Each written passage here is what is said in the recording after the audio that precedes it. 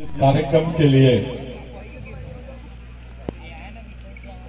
जितने जैस के युवा कार्यकर्ता है, बिरसा ब्रिगेड के कार्यकर्ता है, उनका बहुत बहुत धन्यवाद देता हूं। आपसे ये अपील करता हूं कि जोरदार उन कार्यकर्ताओं का आप लोग तालियों से स्वागत करें जो जमीन पे काम कर रहे हैं, ऊपर नहीं नीचे, जो जमीन पे समाज के पास काम कर रहे हैं। हमारे बीच में विधायक आए हैं, मैं उनका भी इस पूरे मंच की तरफ से, आयोजक मंडल की तरफ से स्वागत करता हूं।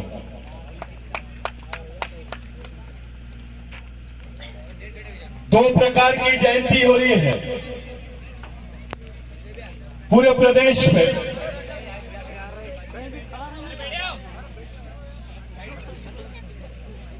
एक मध्य प्रदेश की सरकार मना रही है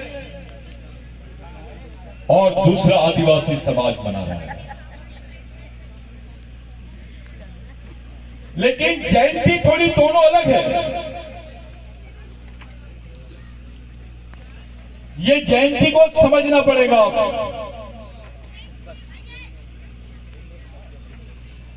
ये इसलिए समझना पड़ेगा कि ये जयंती नहीं है, षड्यंत्र है। और कोई तालियां नहीं बजाएगा।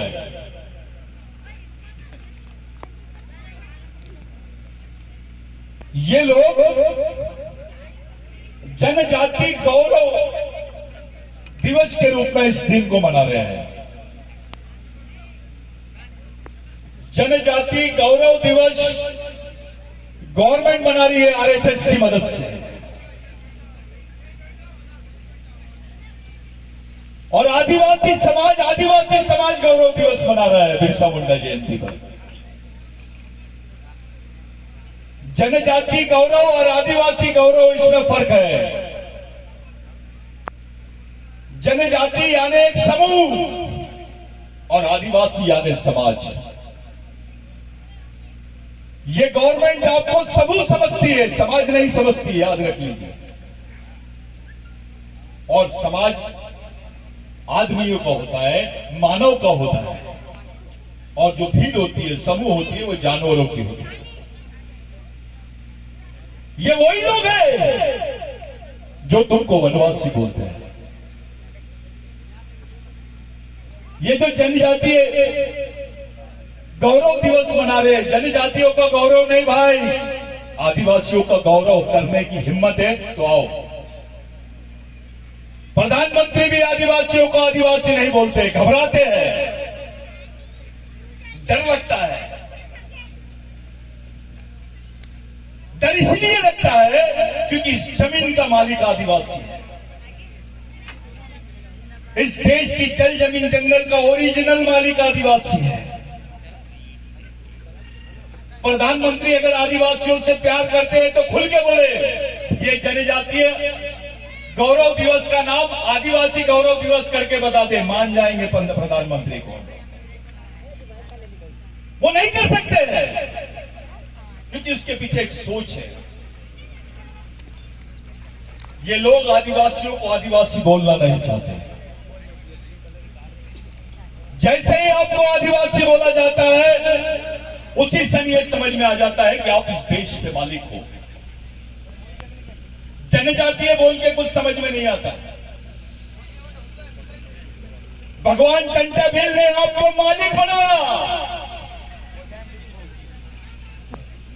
उन्होंने मालिक बनाने की बात की। भगवान कंटाबिल का हर सैनिक आपस में अपने आप को मालिक बोलता था। यह बड़ा शब्द है, मालिक यानी आप इस जल जमीन के मालिक। आदिवासी केवल नागरिक नहीं है, वो इस देश का मालिक भी है। ये जनजाति वाला मामला जो है, ये नागरिक बनाने का मामला है।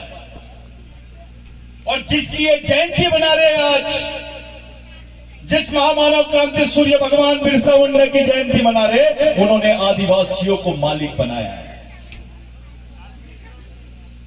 जनजातीय नहीं बोला। क्या मजबूरी है इनकी जनजातीय महोत्सव करने की, गौरव दिवस मनाने की? जनजातियों का गौरव दिवस मत करो भाई। तेंदुलकर को आप लोगों ने भारत रत्न दे दिया। अगर आपकी नीयत साफ होती तो टंटाबिल को देते, आपकी नीयत साफ होती तो बिरसा मुंडा को देते, आपकी नीयत साफ होती तो ख्वाजा नाइक को देते, आपकी नीयत साफ होती तो राघोजी भांगरे को देते, आपकी नीयत साफ होती तो आदिवासी शहीदों को किसको किसको देते आप? हर आदिवासी शहीद अपने आप में एक आंदोलन है, हर आदिवासी शहीद का अपना एक इतिहास है। हम लोगों के साथ क्या हो रहा है? हमारे जो नेता है ये लोगों का सामाजिक आदिवासी नहीं है, ऐसा हलफनामा देने की तैयारी चालू है। ऐसी परिस्थितियां बना रहे हैं आपको, ऐसी आपकी मानसिकता बना रहे हैं कि आपको जनजाति बोले तो आप मान जाए, आपको वनवासी बोले तो आप मान जाए। ऐसी मानसिकता आपकी बनाई जा रही है, ऐसा विचार बनाया जा रहा है।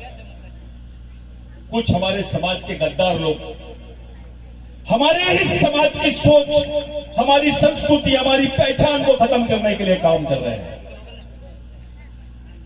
भाइयों, जिस दिन आदिवासी जनजाति बन जाएगा और उसकी आदिवासी पहचान खत्म हो जाएगी, भारत के नक्शे में एक भी आदिवासी नजर नहीं आएगा, क्योंकि आपकी पहचान आपकी संस्कृति से है, आपकी पहचान आपकी सभ्यता से है, आपकी पहचान आपकी प्राचीन अवस्था से है। इस पर कोई बात नहीं कर रहा है, कोई चर्चा नहीं कर रहा है। जनजाति महोत्सव, जनजाति गौरव दिवस, मेरे को कल पत्रकारों ने पूछा कि भाई मध्य प्रदेश में सतीश पेंदाम जी बड़ी संख्या में जनजाति गौरव दिवस मना रहे हैं। मैंने बोला वो जिनको जनजाति बोल रहे हैं और जिनका दिमाग जनजाति सुनने के लिए तैयार हो गया है, ये वही लोग सुनेंगे।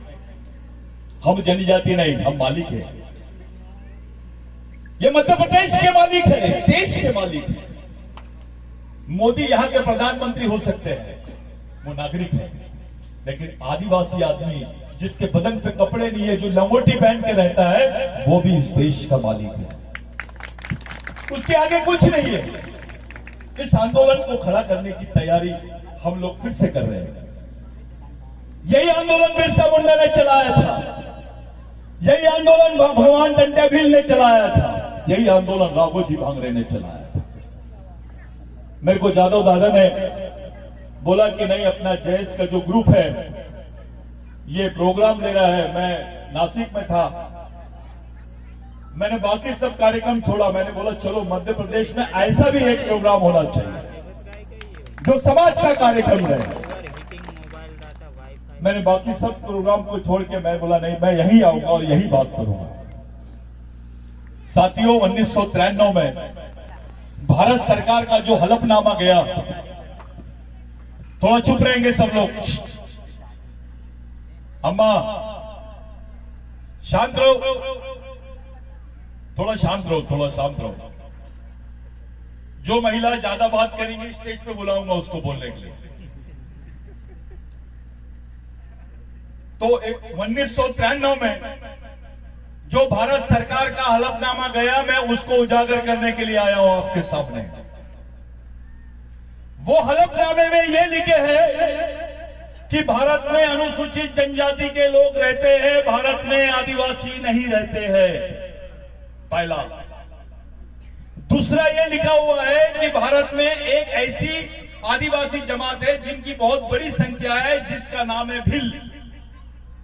वो भिलाला है, बारेला है, पावरा है, गावित है।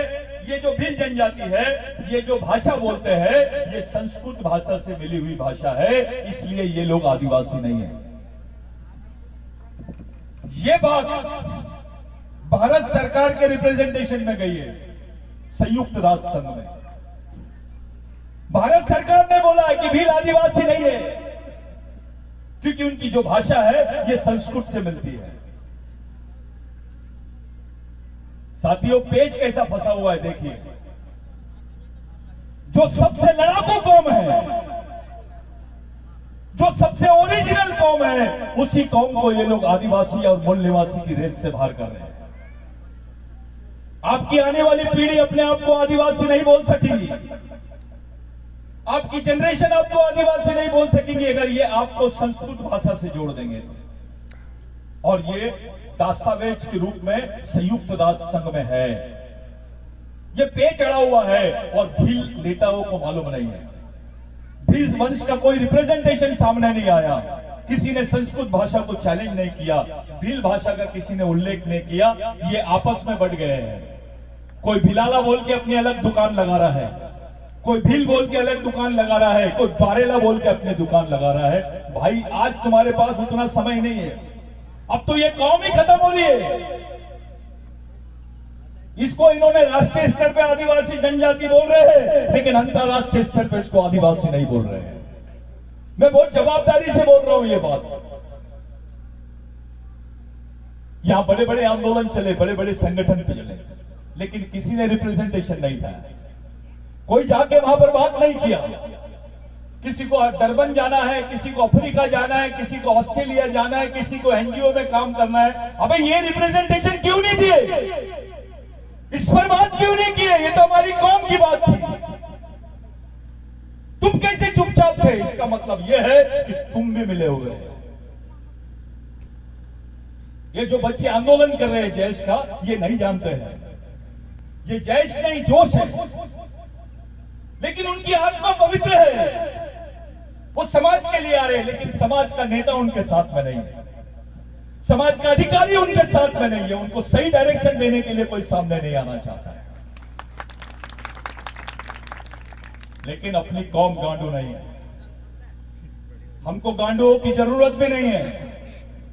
जो समाज के साथ ईमानदारी करेगा वही समाज का मिशन चलाएगा। जो समाज की बात को लेकर चलेगा, आने वाली जनरेशन को बचाने की बात करेगा, उसी के लिए ये काम जरूरी है। अपना तो नारा है, राजा का बेटा राजा नहीं और नेता का बेटा नेता नहीं। समाज के गरीब आदमी का भी बच्चा समाज का नेता बनना चाहिए, वो मिशन खड़ा करना है। ये जैश और बिरसा ब्रिगेड में कोई फर्क नहीं है, ये एक ही सिक्के के दो पहलू है। ये हमारा मूवमेंट है, ये मिशन हमारा है, इसलिए पूरी जवाबदारी के साथ खड़े रह के बात कर रहे हैं। जिस महामानव क्रांति सूर्य भगवान बिरसा मुंडा को आप लोग यहां याद कर रहे हैं, ये इतनी सी कम उम्र में विश्व में पहला आदमी है जिसको भगवान बोला गया, जिसको क्रांति सूर्य बोला गया, जिसको धरती आबा बोला गया। इतनी सारी उपाधि दी गई 24 साल की उम्र में, जब मूछ की कौम में नहीं आती बराबर। क्या सोच थी उसकी? क्या चाहता था बिरसा मुंडा? एक लंगोटी वाला बच्चा, जिसके पेट में रोटी नहीं, जिसके बदन पे कपड़े नहीं, वो तीर कमटा लेके यहां की ब्रिटिश सरकार को, यहां के जमींदारों को, यहां के ब्राह्मणवादियों को खुलेआम चुनौती दे रहा था। उसके आंदोलन में 60 साल के बूढ़े से लेकर 4 साल का बच्चा भी था। किसके लिए? कौन सी बात के लिए? एक मुट्ठी नमक के लिए हमारे लोगों के अंगूठे ले लेते थे लोग। एक मुट्ठी पानी के लिए, एक गंज पानी के लिए उसके अंगूठे ये ले लेते थे और उससे जमीन छीन लेते थे। बिगड़ जमीन के आदिवासी की कोई परिभाषा हो नहीं सकती। मोदी के पास जितनी जमीन नहीं होंगी, भारत सरकार के पास जितनी जमीन नहीं होंगी, उतनी आधिकारिक तौर पे आदिवासी समाज के पास जमीन है। यह भारत का 70% जमीन आदिवासियों की हिस्सेदारी की जमीन है, जिसको ये लोग जंगल विभाग बोलते हैं, वन विभाग बोलते हैं। ये पूरी जमीन आदिवासियों की थी और पुश्तैनी जमीन थी। ये हमारे पारंपरिक अधिकारों की जमीन है। बिरसा मुंडा के सामने ये सवाल था देश, क्योंकि बिरसा मुंडा को बताया गया था, उनके गुरु थे धनु, उन्होंने बिरसा मुंडा को बताया कि ये जो देश है ये हमारा है, ये जो जमीन है हमारी है, ये जंगल हमारा है। उसी बात को ध्यान में रख के बिरसा मुंडा ने आंदोलन खड़ा किया, जिसकी जमीन उसका देश। फिर बाद में बिरसा मुंडा को लगा कि ये आंदोलन तेज नहीं हो रहा है, तो उसका प्रचार प्रसार करना शुरू कर दिए। घर घर जाके काम किए, घर घर से लोगों को निकाला, तैयार किया। बिरसा मुंडा की पहला आदमी है बिरसा मुंडा। भारत में जिनकी फौज में महिलाएं थी, इनमें घबराहट आ गई थी। कोई साहूकार नहीं घूमता था, कोई पंडित नहीं घूमता था जिस एरिया में बिरसा मुंडा का आंदोलन चलता था। जैसे टंटा मामा का चलता था, अकेले टंटा मामा ने 40,000 ग्राम सभाओं को एक जगह बैठकर टंटा मामा का आदेश चलता था। ये बिरसा मुंडा वही है जो ब्रिटिश टाइम पे एक आर्टिकल छपा था, उस आर्टिकल का नाम था robin hood, craze of robin hood, जिसको रॉबिन हुड बोलते, भगवान बोलते हैं टंटा भील का। जब टंटा भील अरेस्ट हुए थे, उनका एक आर्टिकल छपा था, बिरसा मुंडा ने उस आर्टिकल को पढ़ा। ये जो बिरसा मुंडा दिख रहा है ऐसे ही नहीं आया, इसके पीछे टंटा मामा का भी आदर्श था, प्रेरणा थी। बिरसा मुंडा ने टंटा मामा को भगवान बोला, उसको गॉड ऑफ लैंड, जमीन का भगवान। ये बिरसा मुंडा ने दी हुई उपाधि। फिर जॉन स्टीफन ने बोला लैंग्वेज ऑफ लैंड, जमीन की भाषा, कल्चर ऑफ लैंड, जमीन की संस्कृति, लाइफ ऑफ लैंड, जमीन का जीवन। किसने सिखाया? ये नेशन, नेटिव, ये जो शब्द आए, ये आदिवासियों की वजह से आए। ये देश नहीं था, इसको बनाने में इस देश को आदिवासियों ने बनाया। साथियों, मैं बिरसा मुंडा के बारे में वो बात बता रहा हूं आपको जिसको देखना पड़ेगा, आपको समझना पड़ेगा। इस देश में दो बड़े नेता हैं, एक जिसने भारत का संविधान लिखा, जिनका नाम है डॉक्टर बाबा साहब अम्बेडकर, और दूसरे नेता है महात्मा गांधी, जिसको इस देश का सबसे बड़ा स्वतंत्र सेनानी माना जाता है। उनको इस देश का राष्ट्रपिता कहा जाता है। बड़ी बात यह है कि ये दोनों नेताओं ने बिरसा मुंडा से प्रेरणा ली है। डॉक्टर बाबा साहब अम्बेडकर गोदावरी के आंदोलन में बोल रहे थे कि मैं बिरसा मुंडा को अपने आंदोलन का गुरु मानता हूं। डॉक्टर बाबा साहब अम्बेडकर भंडारा से इलेक्शन हार गए थे, वही डॉक्टर बाबा साहब अम्बेडकर पहली बार पश्चिम बंगाल से जीत के गए और आदिवासियों ने कांग्रेस से बगावत करके बाबा साहब पे विश्वास किया, क्योंकि बाबा साहब ने गोदावरी के आंदोलन में बोला था कि मैं बिरसा मुंडा को अपने आंदोलन का गुरु मानता हूं। ये जमीन का आंदोलन की प्रेरणा मैं बिरसा मुंडा से ले रहा हूं। जब ये बात सामने आई तो पूरे आदिवासी समाज ने मिलकर बाबा साहब अम्बेडकर को जिताया। बाबा साहब अम्बेडकर जीते, संविधान सभा के अध्यक्ष बने और भारत का संविधान बनाने का मौका मिला बाबा साहब को। अगर बिरसा मुंडा का आंदोलन नहीं होता तो डॉक्टर अम्बेडकर को संविधान बनाने का मौका नहीं मिलता। गांधी जी अफ्रीका से आए थे टाई कोट पहनकर, वो लंगोटी नहीं पहने थे, वो टाई और कोट पहन के आए थे। उनको एडवोकेट मोहनदास करमचंद गांधी कहते थे। वो आजादी के आंदोलन में आए, झारखंड में गए, झारखंड के रामगढ़ में गए, एक बहुत पिछड़ा इलाका है रामगढ़, वहां पर कांग्रेस का पहला अधिवेशन हुआ। उस पहले अधिवेशन में ऐसा बोर्ड लिखा हुआ था, महामानव, क्रांति सूर्य, धरती आबा, भगवान बिरसा मुंडा। गांधी जी गए और एक आदमी को पूछे, भैया ये क्या है यार, ये कितने लोगों के नाम है? तो एक लंगोटी वाला खड़ा हुआ और बोला, एक ही आदमी का नाम है। क्या बात कर रहे हो? बोले इतनी उपाधि, ये चाहते क्या थे, इन्होंने क्या चाहा? तो वो लंगोटी वाले आदमी ने दो ही शब्द बोला। बिरसा मुंडा ने बताया, बोले हमारे गांव में हमारी सरकार, हमारे गांव में हमारी सरकार, गांव में ग्राम सरकार। हमारे उसको आदिवासी भाषा में बोलते हैं, गोंडी भाषा में मावा नाठे मावा राज, मुंडारी भाषा में बोलते हैं मोड़ागास बोल कामास, ये जो शब्द था ये गांधी जी को चुप गया, दिमाग गांधी जी का झंझना गया। वो सोचने लगे कि ये बात की तो जरूरत पूरे देश को है। गांधी जी ने टाई कोट उतारा, लंगोटी पहने और बिरसा मुंडा के प्रेरणा लेकर पूरे देश में आंदोलन करने के लिए गए।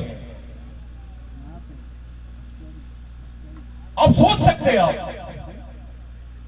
अगर गांधी जी इस देश के राष्ट्रपिता हैं तो बिरसा मुंडा तो इस देश के आजा होना चाहिए, क्योंकि वो आदिवासी है, उस पर कोई बात नहीं है। गांधी जी की फोटो नोट पे छप गई,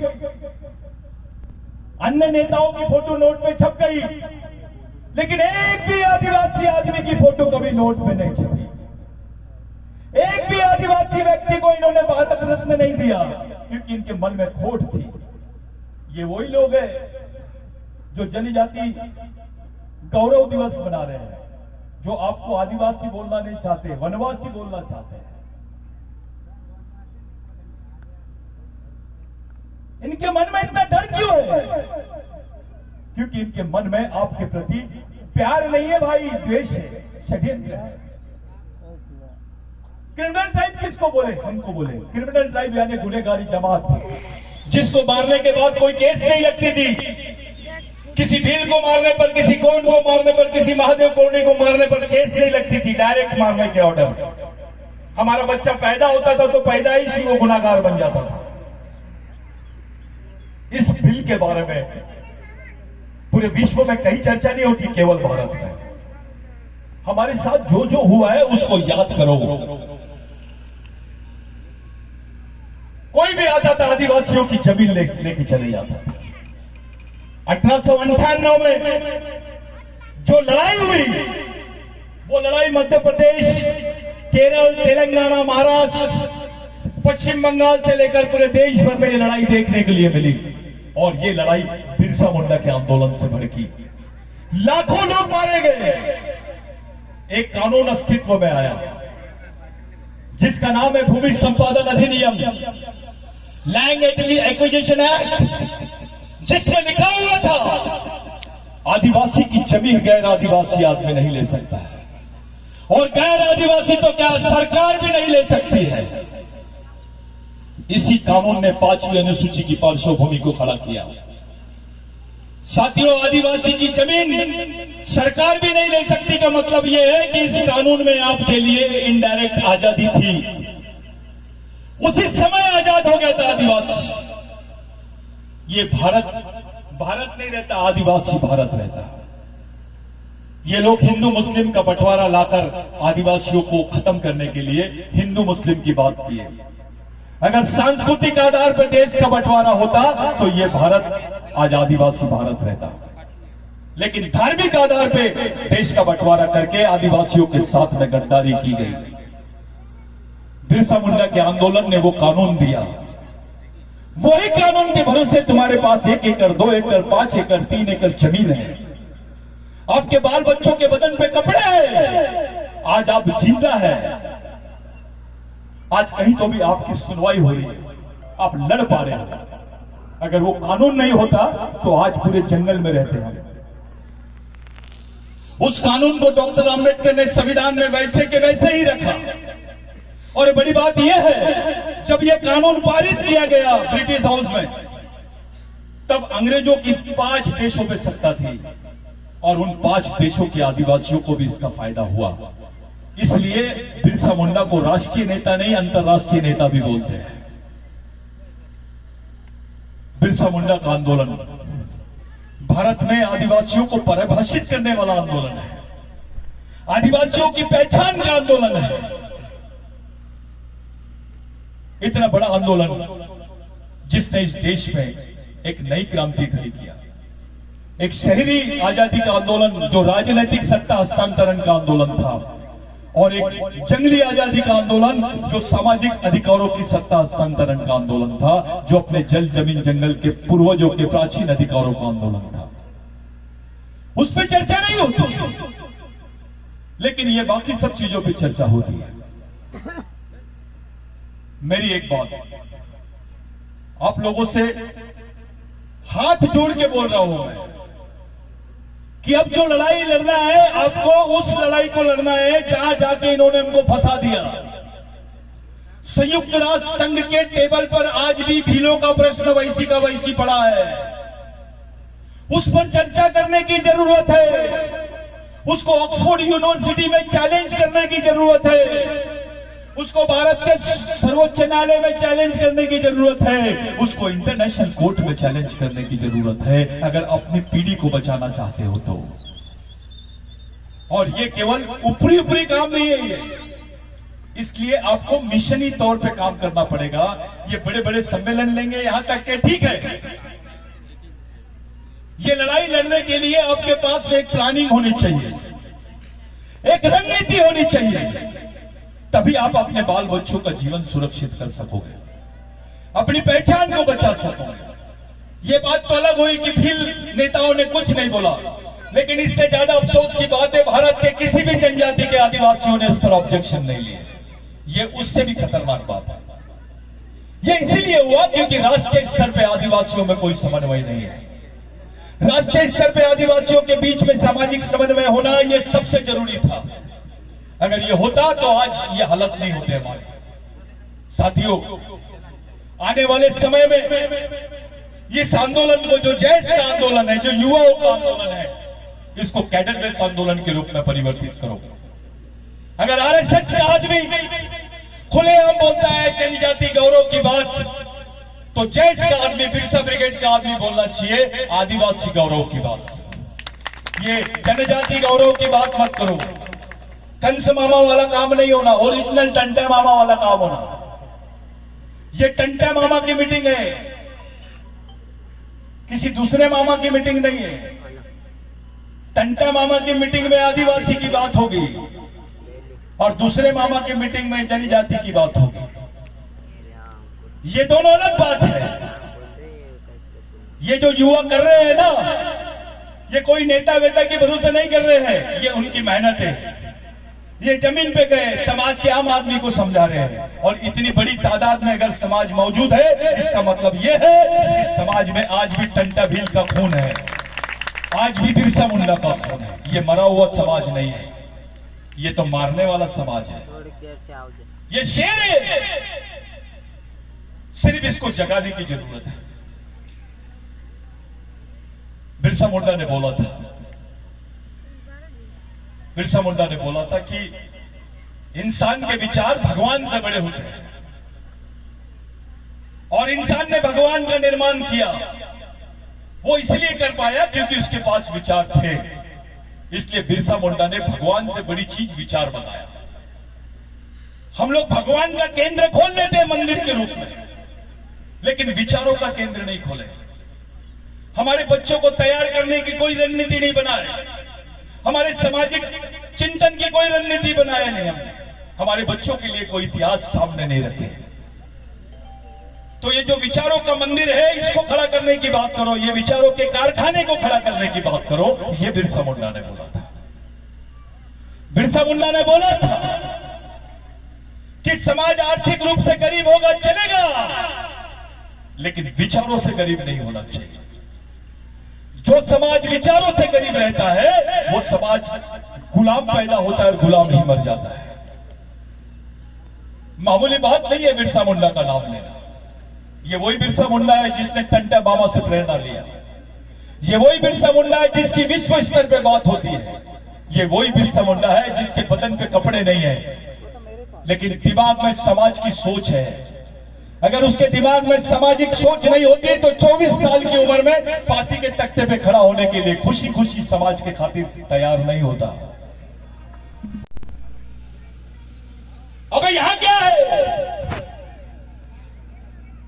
तेरे नाम को देखूं कि काम को देखूं? तेरे दिमाग में समाज है क्या? तेरे खून में समाज है क्या? तू समाज के प्रति समझदार और ईमानदार है क्या? अगर वो समाज के प्रति ईमानदार और समझदार है तो छोटा नेता भी काम का है, नहीं तो मंत्री भी रहा तो वो चपरासी के बराबर है।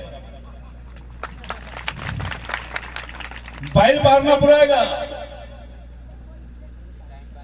बैल मारना पुराएगा, लेकिन ऐसा आदमी जिसके दिमाग में समाज ही नहीं है, उसका क्या करोगे तुम? बिरसा मुंडा ने बोला था, जल जमीन जंगल सम्मान अधिकार ये मांगने वाली चीज नहीं है, ये छीनने वाली चीज है। और अगर इसको छीनना है तो उसके लायक तैयारी करनी पड़ेगी। ये कौन से संगठन का है, वो कौन से संगठन का है, ये कौन सी पार्टी का है, ये छोटी छोटी बीमारी भूल जाओ। ये बीमारी है, ये अच्छी बात नहीं है। ये वो संगठन का है, ये फलाना संगठन, ये फलाना पार्टी, ये फलाना क्षेत्र। जातिवाद, पार्टीवाद, क्षेत्रवाद, पूंजीवाद, संगठनवाद, ये जो बीमारी है ये समाज को तोड़ने वाली बीमारी है। ये सब चीजें भूलकर आपको समाज और समाजवाद के बारे में सोचना पड़ेगा, समाज के बारे में सोचना पड़ेगा, तब जाके बात एक बनेगी। अगर मध्य प्रदेश के भीलों को कोई हाथ लगाता है तो मध्य प्रदेश के दूसरे तरफ का महाकौशल के गोड़ ने आंदोलन खड़ा कर देना चाहिए। सह्याद्री के महादेव कोड़ी ने आंदोलन करना चाहिए, वारली ने आंदोलन करना चाहिए, ठाकर ने आंदोलन करना चाहिए। एक भाई को कुछ हुआ तो पूरे भाई भिड़ जाना चाहिए। ये आंदोलन की जरूरत है आज। अरे मध्य प्रदेश में 32 से 33% आदिवासियों की जनसंख्या है। 100 में से 35 मार्क लगते हैं पास होने के लिए। अगर ये 35% आदिवासी एक तरफ भी हो गए ना तो बाकी दिखाई नहीं देंगे। लेकिन मामला यह है कि हम एक जगह आते ही नहीं, सोचते ही नहीं। अरे खुल के नहीं आता तो चुपचाप तो आप पीछे के दरवाजे से। अबे दिन में नहीं आता, रात में तो आ। खुलेआम मंच में नहीं आता, रूम में तो आ। वो बैठ सकते हैं, तू क्यों नहीं बैठ सकता है?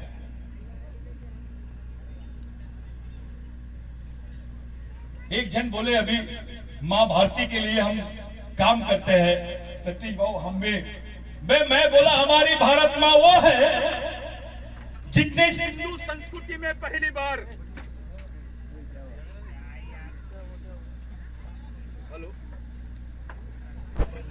मां वो है जिसने सिंधु संस्कृति में पहली बार जो किसानी करते हैं आप, खेती, इसका अनुसंधान करिए। इस देश में खेती का भी अनुसंधान करने वाली महिला है, पुरुष नहीं है। महिला ने खेती का अनुसंधान करी। आदिवासी संस्कृति की सबसे बड़ी बात है, वही हमारी भारत मां है। बिरसा मुंडा को पूछा गया था कि आप गौ माता को क्यों नहीं मानते? अब मामला गौ माता का विरोध का नहीं है, यह सच्चाई है। एक जन ने बोला बिरसा मुंडा को, बिरसा जी ये हमारी गौ माता है। तो जैसे ही उन्होंने उनके सामने बोले ये हमारी गौ माता है तो बिरसा जी खड़े, वो तो गाय से ज्यादा दूध देती है। मैं क्या बताना चाहता हूं थोड़ा ध्यान में रखो। हम बिरसा मुंडा को समझ रहे हैं।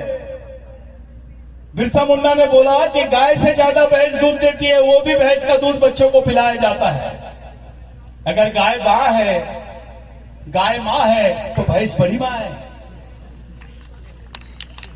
और वो काली है करके तुम उसको मां नहीं बोल रहे। अबे मां तो मां है, वो गोरी रहे या काली रहे। आदिवासियों में मां का स्थान भगवान से बड़ा है।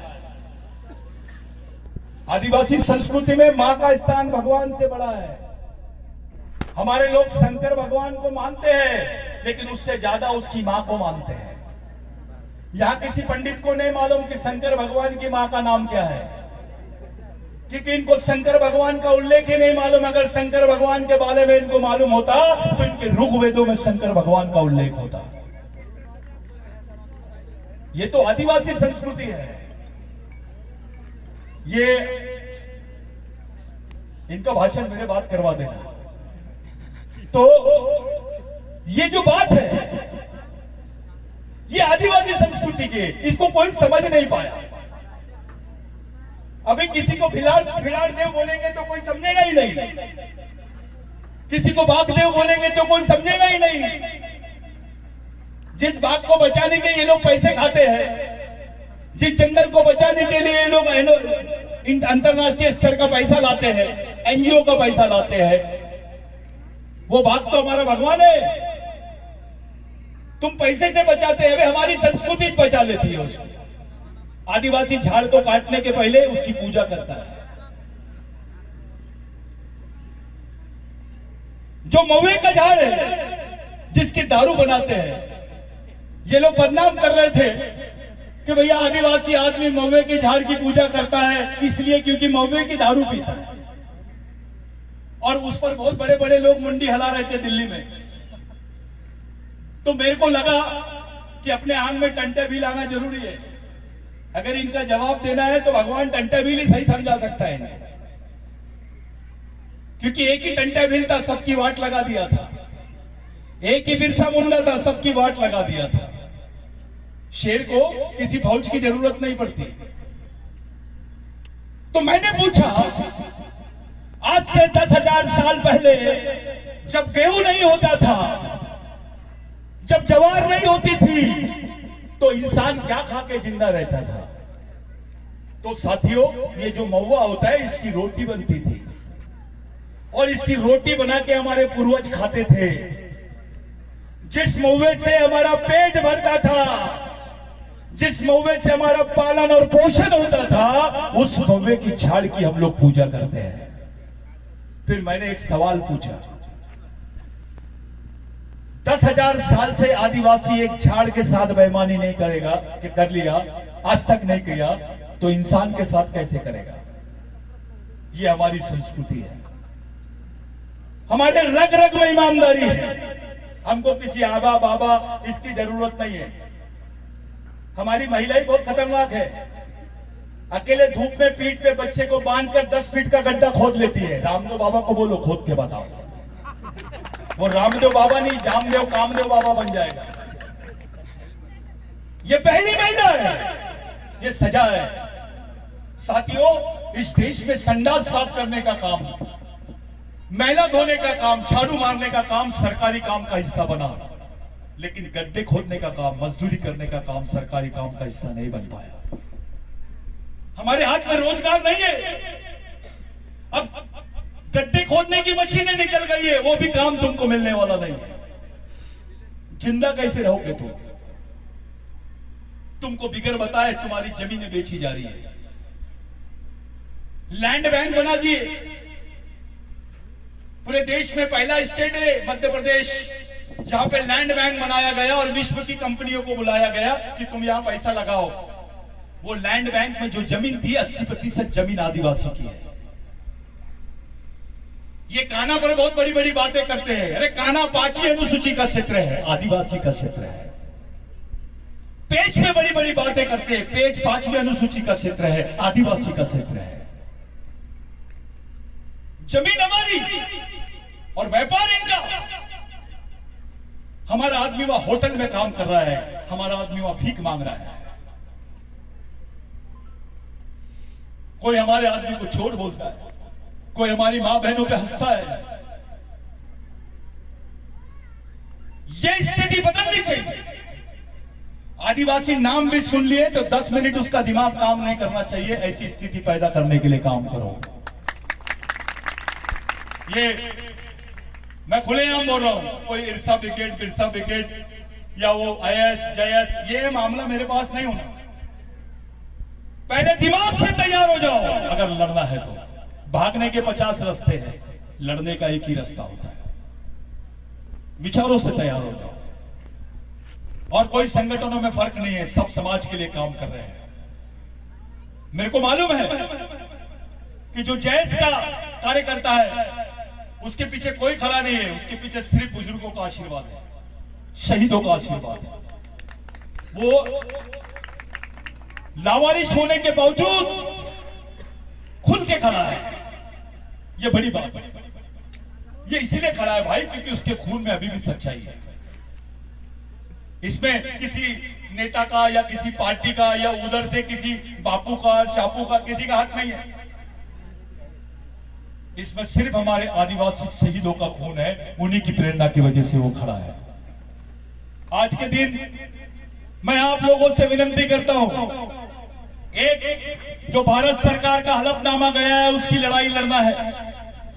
दूसरा 5वीं अनुसूची में दिए हुए अधिकारों की प्रॉपर लड़ाई लड़ना है। याद रखना, ये लोग हमको नक्सलवादी बोल देते। आदिवासी का कोई भी आंदोलन थोड़ा उग्र दिखाई दिया तो उसको नक्सलवादी बोलते हैं। मैं अपने ऊपर से बोल रहा हूं। मेरा प्रोग्राम था वहां नासिक में, पवार साहब को मैंने गेस्ट बुलाया था।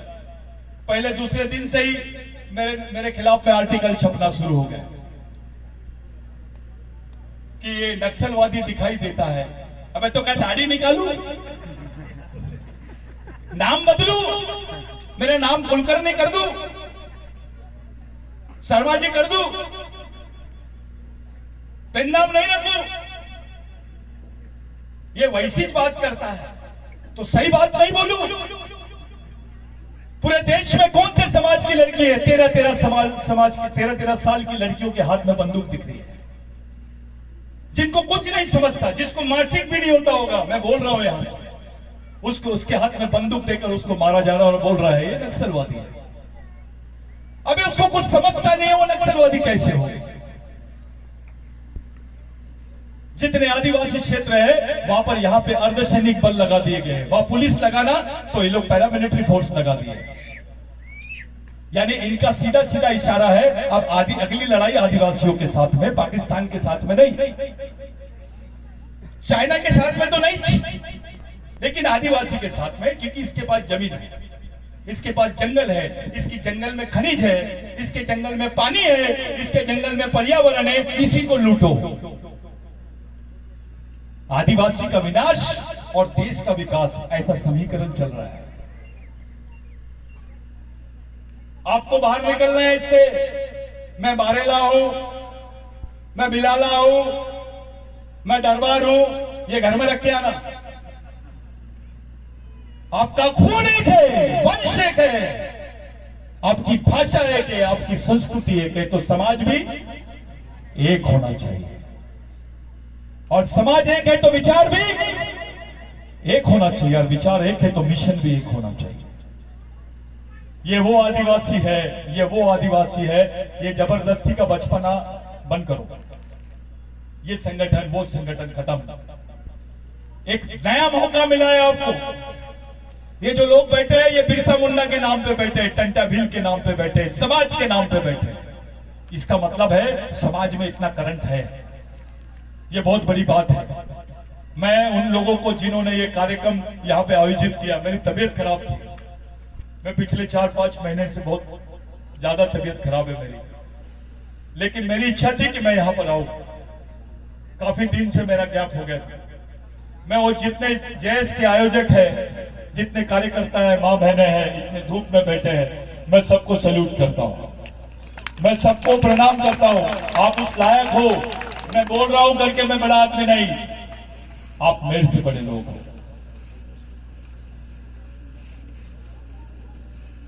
ये 11 किलो का सोलर प्लांट है, इसमें आपको क्या मिला? मिलेगा भी नहीं, आपने मांगी भी नहीं हो। जिसको मांगना नहीं आता उसको छीनना नहीं आता, और जिसको छीनना नहीं आता उसको मिलता नहीं। इस पर विचार करो। एक अगर आंदोलन की जरूरत है तो शुरू करो, लेकिन सब कार्यकर्ताओं को बोल रहा हूं, ट्रेनिंग शुरू करो। मैं जादव दादा को और उनके जैसे, आज सेनानी दादा नहीं है हमारे बीच में, मैं उनके एरिया में आके बात कर रहा हूं। मैं सेनानी दादा को याद करके, उन्होंने मुझे बोला था दादा अपन रहे नहीं।